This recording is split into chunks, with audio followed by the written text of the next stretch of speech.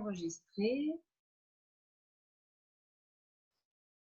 C'est parti. Donc, bienvenue Magali Quétier. Je suis ravie de t'accueillir pour vraiment pouvoir parler de tout ce qui est médiumnité. En fait, sur le groupe Quand la spiritualité rencontre le soi, il y a eu des questions sur la médiumnité. Et comme toi, je sais que tu es une spécialiste dans tout ça, j'avais vraiment à cœur de t'inviter et qu'on puisse partager toutes les deux de ça. Donc moi, je suis Geneviève Ouéry, pour ceux qui ne me connaissent pas. Je suis hypnothérapeute, je fais partie du scan thérapeutique et j'ai cette chance d'avoir développé tout ce qui est justement clairaudience, clairvoyance. Donc Magali va nous expliquer tout ça aujourd'hui. Bienvenue Magali. Merci Geneviève pour ton invitation. Donc, pour ceux qui ne me connaissent pas, je suis Magali Quétier. Ça fait plusieurs années que je travaille sur l'énergétique et je me spécialise sur tout ce qui est bilan d'âme, surtout la libération karmique, et je suis aussi praticienne en scan thérapeutique. Donc, par rapport à mon côté un peu cartésien, donc j'aime toujours avoir des connaissances, connaître un peu la théorie, d'où ça vient. Donc, c'est pour ça que quand j'ai vu le post sur la médiumnité et les questionnements, je trouvais intéressant que tu me poses cette question-là, si je pouvais développer un peu plus sur cette thématique. Donc, déjà, on peut partir du fait du mot médium, médiumnité, qu'est-ce que ça veut dire? Donc, c'est médium, c'est l'intermédiaire. Donc, on part du principe qu'il y a l'intermédiaire entre deux mondes, le monde du ciel, le monde de la terre. Donc, la médiumnité, en général, c'est une technique de communication, tout simplement, entre le visible, l'invisible, entre ce qui est dense et ce qui est subtil. Donc, c'est le contact avec l'énergie. Si on voit un peu dans l'histoire, on voit bien que dans les dessins des arts préhistoriques, il y avait cette présence et cette communication entre ces deux mondes. Après, on a entendu parler des oracles, du chamanisme, des druides, des prêtres, des prêtresses, mais il y avait toujours une notion d'élu, un groupe qui est fermé et certains avaient la possibilité d'avoir cette communication. Et les autres, ils étaient fous. Donc, c'était un peu ça la différence. Ceux qui avaient le droit, c'était OK. Et les autres, certains, comme les sorcières, ils sont passés au bûcher. Est-ce que Après, en France, c'est vrai qu'il y a eu Alain Kardec au 19e siècle. Et lui, il a commencé avec le spiritisme. J'ai pas Donc entendu là, le nom de la le personne. spiritisme, Alain Kardec. Voilà, ok. Donc, Alain Kardec, c'était son nom d'écriture, d'écrivain. Son vrai nom, c'était Hippolyte Denisard, un truc comme ça. Donc, lui, il s'est concentré sur le spiritisme comme une religion. Donc, c'est-à-dire que la base, c'était déjà Dieu, Jésus, puisqu'il suivait la partie judéo-chrétienne. Il y avait une pratique. Dans cette pratique-là, c'était comment être un instrument de paix dans cette croissance spirituelle. Donc, c'était vraiment un travail de groupe, donc une religion, donc il y avait comme une église. Et en même temps, dans ce 19e siècle, aux États-Unis, il y a eu les sœurs Fox. Donc, l'histoire des sœurs Fox, c'était Maggie et Kate.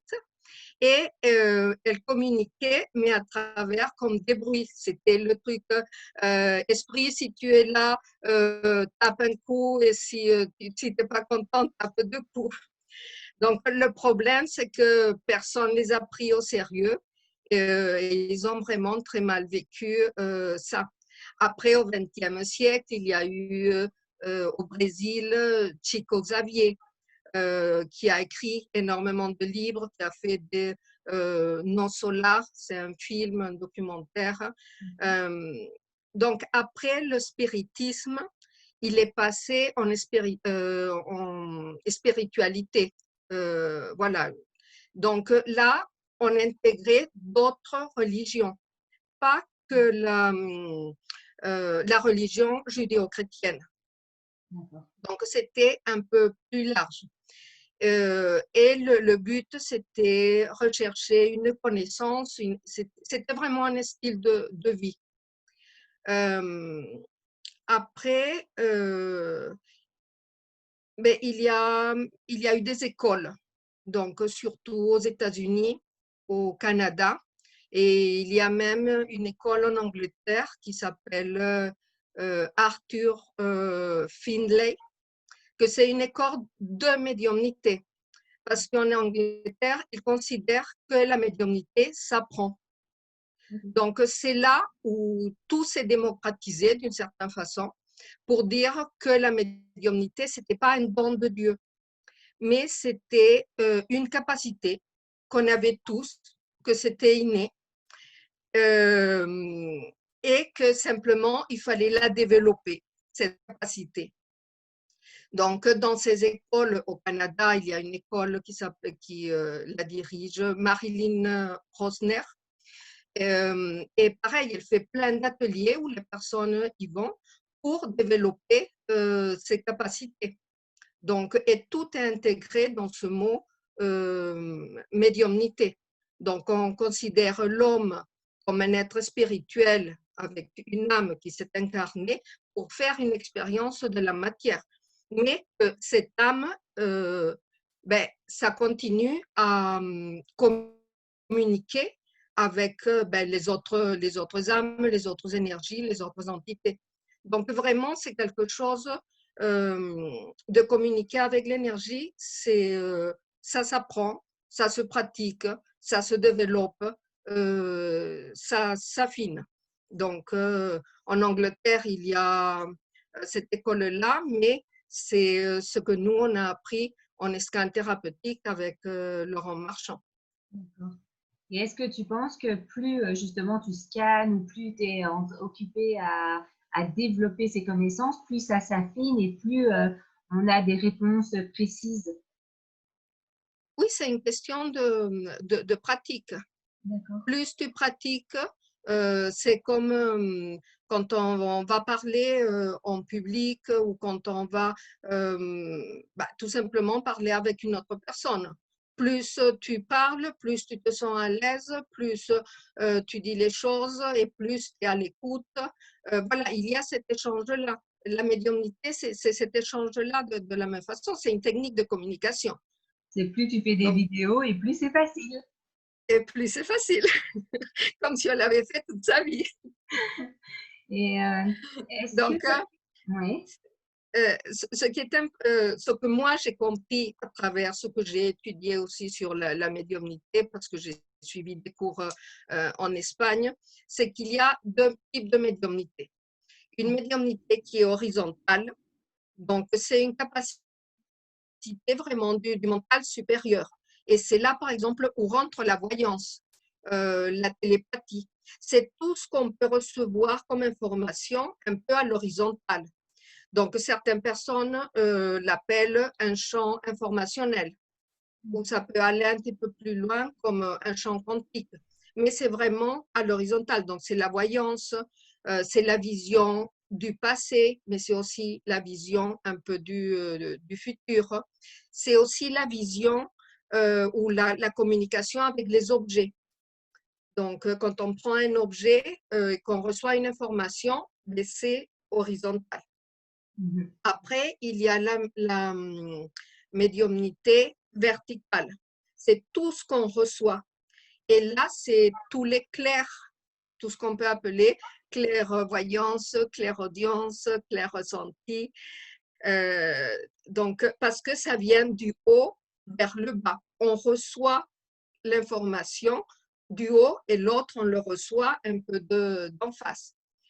Donc, dans les clairs, donc si on a les 5 sens et on peut les utiliser en même temps tous. Donc, tu peux voir, tu peux entendre, tu peux sentir, tu peux goûter, sauf que dans la médiumnité, tous ces sens, ils ne fonctionnent pas en même temps. En général, il y en a un qui est développé. Il permet aux autres sens de se développer, mais quand tu vois à l'extérieur, c'est une communication de toi vers l'extérieur. Quand tu rentres dans la médiumnité, c'est quelque chose qui se passe à l'intérieur de toi. Tu ne peux pas dire que tu entends une voix ou que tu vois l'image comme si tu la voyais avec tes yeux, c'est comme un hologramme. Voilà. Mais ça vient de l'idée, de la vue de l'ouïe. Donc, c'est la clairvoyance. Quand on ferme les yeux, on a cette vision astrale et que c'est une façon de communiquer à travers des images. Après, les oreilles, l'ouïe, donc la clairaudience. Donc, l'appareil, c'est quelque chose qu'on entend à l'intérieur à l'intérieur de la tête. Mais il y a aussi à travers l'odorat ou le goût. Par exemple, on peut être en train de discuter et sentir le parfum que notre père ou le grand-père utilisait. Donc, c'est une façon de communiquer qu'utilisent pas mal les ancêtres. Sentir l'odeur de tarte aux pommes que la grand-mère faisait et que ça fait penser immédiatement à elle. Donc, c'est une forme de communication et ça fait partie de la médiumnité et des clairs ressentis. Après, tu as le côté kinesthésique. C'est ton corps qui reçoit l'information. Donc, quand ton corps reçoit l'information, tu peux la sentir en expansion, donc c'est quelque chose que tu es OK et que tu ressens que tout va bien, ou au contraire en contraction. Donc là, on est mal à l'aise. On sait que l'information n'est pas... il y a quelque chose qui peut ne pas être juste. Donc ça, c'est ce qu'on appelle le clair ressenti. Mais il peut y avoir aussi une information qui arrive par rapport à la connaissance. Donc, c'est le côté clair cognitif. Donc, tu peux expliquer c'est quoi ça? Quand on reçoit une connaissance, par exemple, c'est Einstein ou Tesla, ils recevaient les informations comme ça. Ils étaient bons en maths, en physique, ça c'est sûr, mais les équations et le développement des équations, c'est comme s'ils étaient téléchargés. Okay. Et comment tu peux, moi ça m'intéresse, hein, j'adore ces sujets, donc je vais te poser des questions. Comment tu peux accentuer l'un ou l'autre, comme là on est sur ça par exemple, de télécharger les informations? Qu'est-ce qui permet à un être humain, au final, de recevoir et de télécharger par exemple des informations? Est-ce que c'est une personne qui a été choisie ou est-ce que c'est une personne qui développe quelque chose? Déjà, à la base, il y a une faculté, comme être très bon en maths, très bon en physique. Et après, il y a une connexion avec un guide qui est enseignant. Donc, si tu veux, après, je peux te parler des différents types de guides parce que quand on se connecte, il faut savoir qui appeler.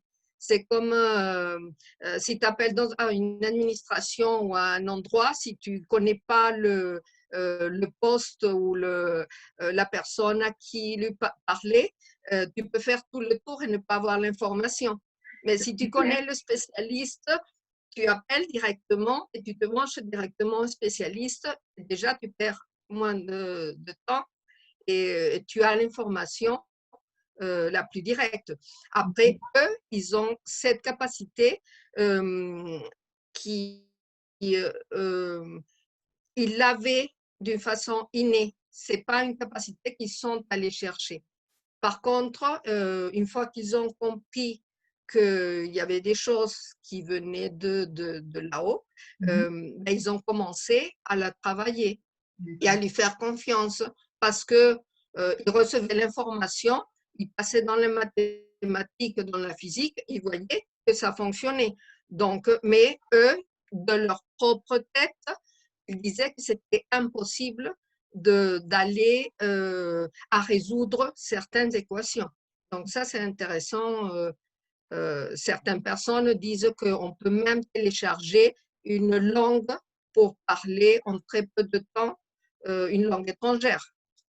Donc voilà, je n'ai pas encore testé ça, mais en théorie, en tout cas en théorie, Donc, par exemple, ça existe.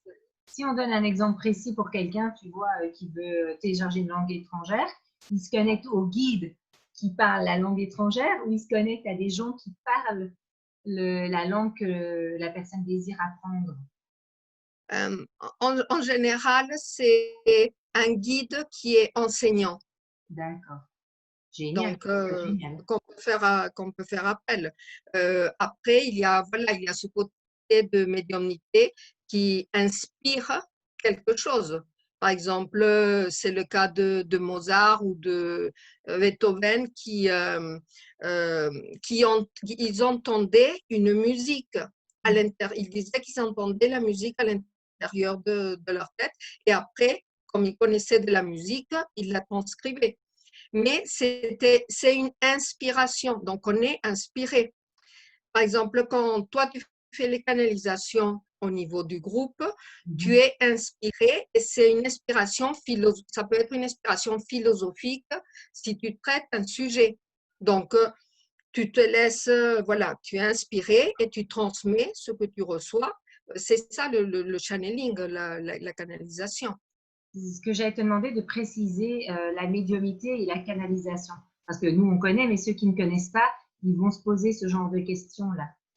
Ben, on va dire que la médiumnité, c'est le mot général et la canalisation, c'est une branche de cette médiumnité, puisque on part du principe que la médiumnité, c'est la communication. On est intermédiaire entre quelque chose qui vient de l'invisible vers quelque chose qui est visible, donc les autres personnes. Donc, quand on te pose une question et que tu reçois par canalisation, ben c'est le même principe. En fait, Donc, mais tu peux être inspiré, par exemple, pour écrire un livre. Ah oui. Attends, il y a eu un bug. Ok, ça revient. Pour préciser, je ne rigole pas, c'est que je me fais attaquer par un bébé chat là. Est-ce que tu m'entends? Il y a un petit bug. Là, c'est OK. Ok. Ah, donc oui, Là, certaines personnes peuvent avoir aussi ce qu'on appelle l'écriture automatique en fait. C'est ça que tu veux nous dire? il peut y avoir, donc, il y a l'écriture qui est inspirante, c'est-à-dire que tu prends un sujet, mais tu es conscient de ce que tu écris et tu te laisses traverser. Et il y a l'écriture qui peut être appelée automatique, où tu laisses ton bras et ton bras, c'est comme s'il écrivait tout seul. Par contre, là, tu n'as aucun contrôle et voilà, c'est des choses que moi, je préfère, mais c'est personnel. Je préfère ne pas faire. J'aime bien avoir le contrôle, un peu voilà, de ne pas laisser cette information ou arriver un peu sans ma permission. Donc, je préfère l'écriture inspirante où on demande un sujet, où, voilà, et quand on écrit, on sait ce qu'on est en train d'écrire, mais ça fait partie aussi de la médiumnité. Donc, on peut être inspiré pour des musiques, des paroles de chansons, des livres, des formations.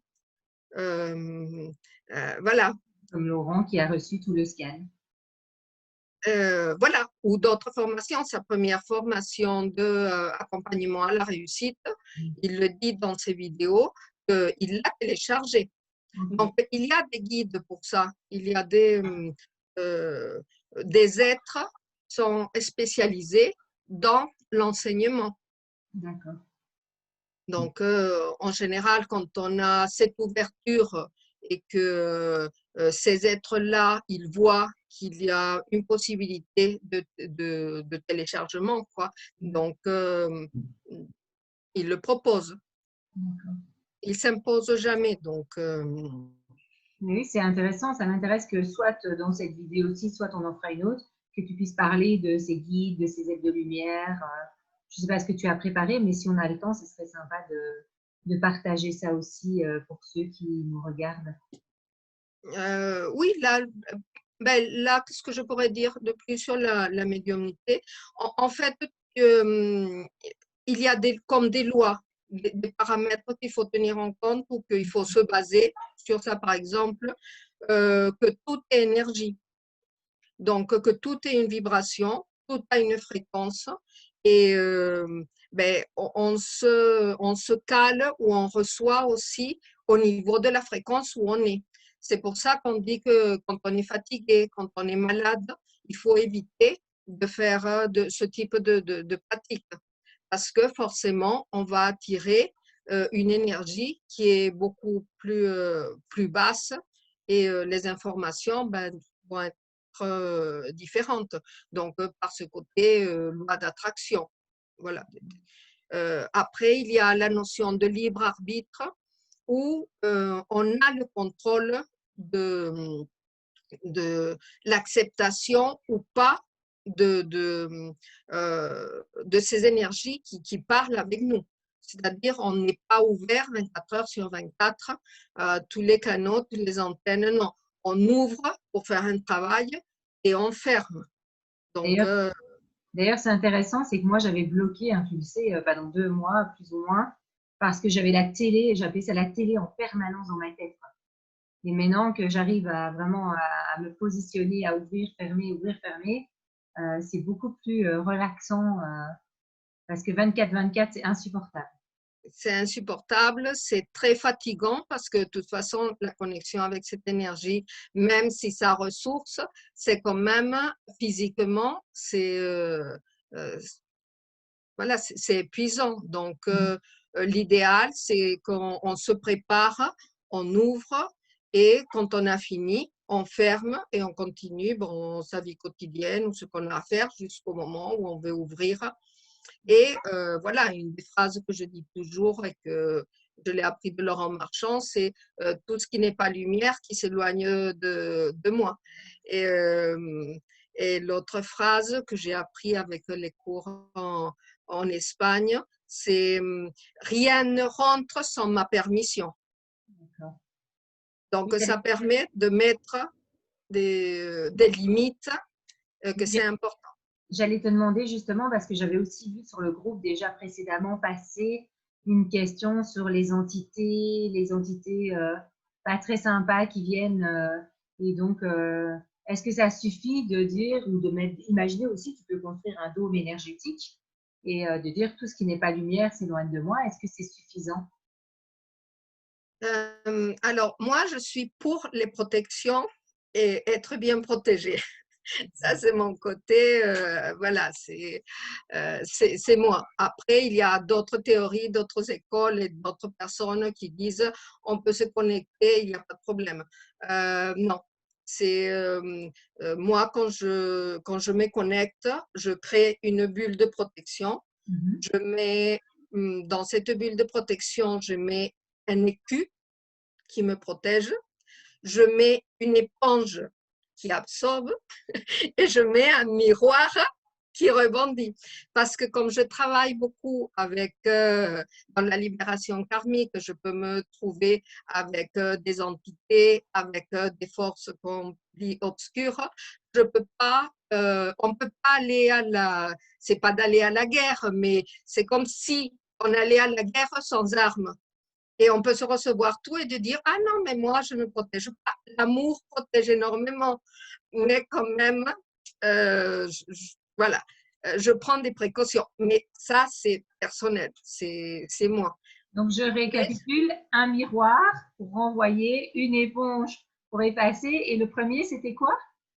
Un écu, une éponge, un miroir et ma bulle. Et il sert à Ça, quoi? c'est quand je dois faire des travaux plus puissants, quoi. Ok, il sert à quoi l'écu? Ben, quand on t'envoie une énergie négative, ben, l'écu, ça touche et ça renvoie. Le miroir, c'est parce que ça touche et ça renvoie à l'expéditeur. D'accord.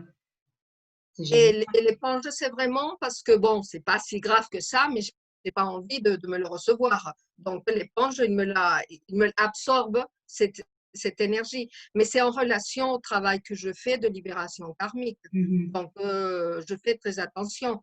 Quand on fait effectivement un scan où on ouvre pour avoir l'information sur la personne, il n'y a pas trop de danger. Mais il faut savoir que dans l'invisible, ça existe. D'accord. Donc, voilà, peut-être là, ça peut enchaîner avec qui on peut parler dans l'invisible. Donc, en général, la médiumnité, elle a été reliée au défunt, l'âme, le père, la grand-mère, la sœur ou l'enfant qui est décédé, qu'on veut communiquer. Donc, on se disait, on va aller voir un médium et qui va nous donner les informations. Donc, ça a été réduit un peu à ça. Mais il y a des guides protecteurs. Donc, qu'on peut lui demander protection. Et, il y a des maîtres et des maîtres ascensionnés avec qui on peut communiquer aussi. Il y a des gardiens. Par exemple, quand on va dans les annales akashiques, il y a des gardiens qui gardent l'information. Pas tout le monde peut aller et regarder. Non, c'est vraiment gardé, quoi. Il y a des êtres qui sont des guérisseurs. Donc, ils peuvent transmettre des soins, donner des techniques ou intervenir dans des techniques. Ça peut être les médecins du ciel ou quand on a besoin d'une opération un peu chirurgicale au niveau énergétique, mais on sait bien que ce n'est pas nous qui allons la faire. C'est vraiment ces êtres-là qui interviennent et qui font le travail.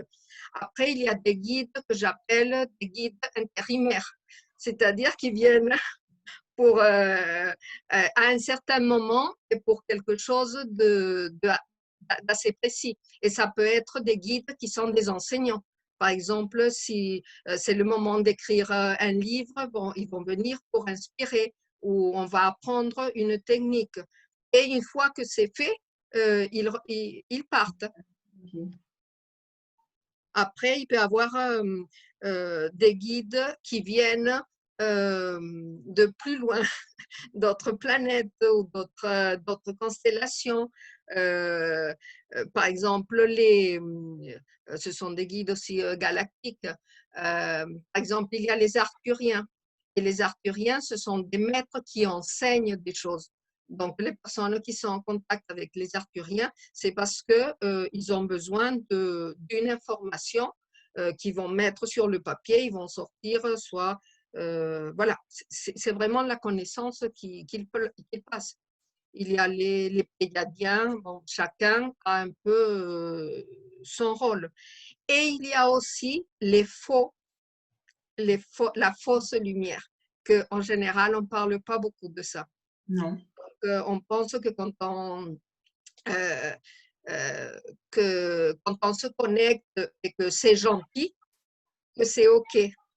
Et en fait, on va dire que cette part obscure, elle a compris qu'on avait des icônes qu'ils pouvaient remplacer. Par exemple, si on est très archange, ben, ils peuvent se présenter avec une forme d'archange. Donc, du coup, on ne va pas douter. On va se dire, je vois un archange, je vois. Et voilà. Par contre, c'est là où il faut être très attentif à la façon dont ils vont nous transmettre l'information. On sait que les êtres de lumière, ils ne donnent jamais des ordres. Ils disent, il faut faire ça. Quand on entend une phrase comme ça, on se dit, là, c'est la petite puce à l'oreille qu'on dit, ça, c'est pas bon. Donc, il faut apprendre à distinguer, ou en tout cas à voir venir que c'est de la fausse lumière. On l'appelle comme ça, des imposteurs. Qu'est-ce que tu fais avec ces imposteurs si tu parviens à ressentir que c'est un imposteur? Je lui dis de partir. C'est-à-dire qu'il est rentré dans, comme une lumière en tant qu'imposteur. Donc, il est passé un peu entre les filets. Et son but, c'est pas non plus de faire beaucoup de mal, mais d'induire dans ce qui est faux. C'est comme un imposteur, c'est celui qui abuse de la confiance de la personne, qui se fait passer pour une autre et qui va donner une information qui est fausse.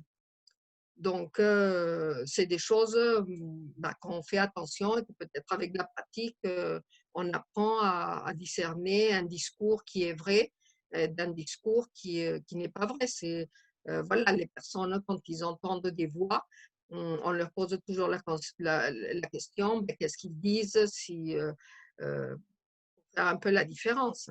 Après, comme dit Laurent, tu peux avoir, donc il n'y a rien à voir avec les imposteurs, mais tu peux avoir des archanges ou des guides qui te parlent pas comme des bisounours, qui te parlent, tu vois, de genre comme lui, hein, tu sais comment il parle, et du coup, il a la même énergie qui lui parle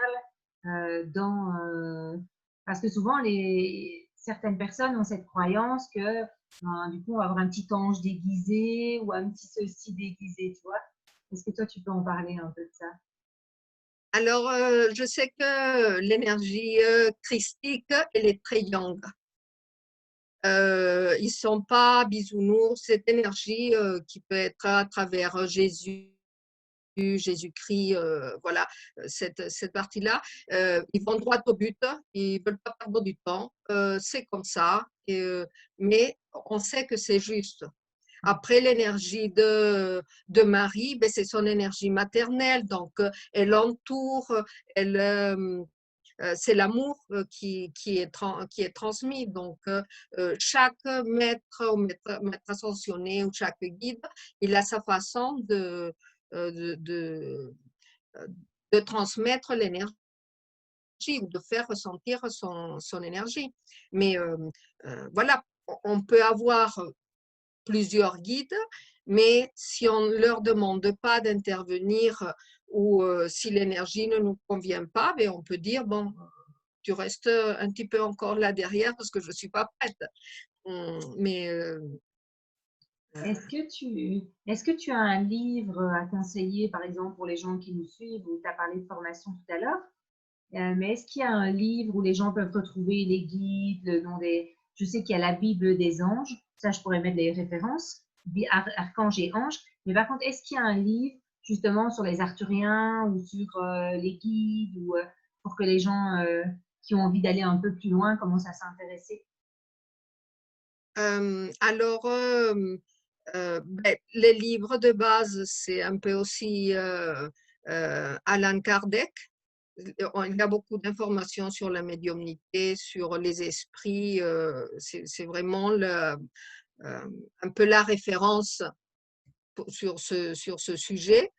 Après, tout ce que j'ai appris, je l'ai appris dans des cours, donc ça a été transmis, et beaucoup d'informations viennent des États-Unis, donc des écrits. Donc là, en tête, non, je ne peux pas dire plus.